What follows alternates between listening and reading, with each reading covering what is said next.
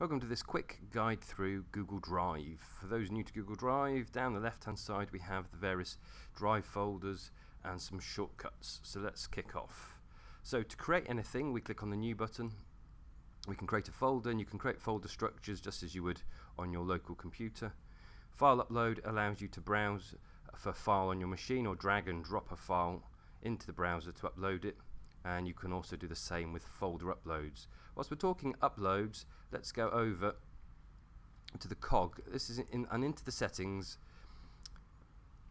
We can see a summary of how much storage we're using.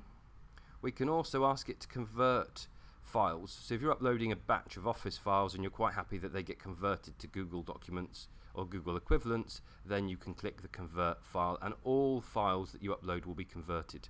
However, if you're uploading PDFs and other documents, they not always convert that easily, so it's pretty best to leave it switched off and just turn it on and off as and when you're uploading Office documents. So we'll click done there. So within your Google Drive, we've got My Drive, which are all of your folders.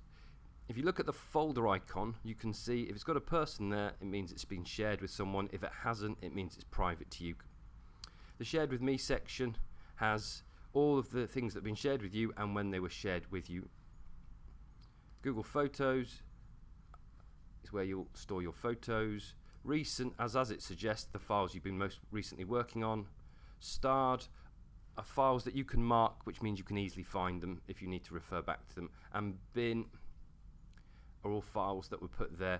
Generally stuff stays in the bin for, I think it's 30 days. So if you make a mistake, it's not the end of the world. The files haven't been lost. So what we're going to do is we'll go back to Drive. You can change the view of how you view your folders, so we can move it to thumbnails, or we can go back to a list. So the final thing is we're going to head into creating a new file. So we're going to go with a Google Doc, so that's equivalent to a Word doc. So as soon as you start typing into the body of the document, you can see up here it's automatically saving. So you're never going to lose your files.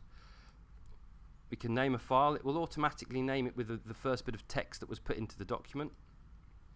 You can share the document, and this is probably the big feature of Google Docs, the ability to collaborate live on documents. We click Share.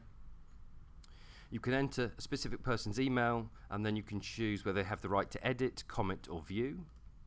In Advanced, you can choose whether the document is private or whether it can be available to anyone with a link. So if you're wanting to publish handouts for students, anyone with a link is perfect. They can't edit the document, but they can access it with a link that you could post on a blog or on the VLE, and they can access that handout. And the great thing about anyone with a link is as you update the document, they always see the latest document. So that's sharing. A couple of features that are worthwhile. Add-ons give you a huge range of added functionality to your documents, bibliographies, flow diagrams, table of contents, audio feedback. There's a whole wealth of add-ons, so it's really worth exploring that. And then you've got some other tools which are useful. Revision history means if a number of you are collaborating on a document, you can see who's done what and when and revert back to an earlier version.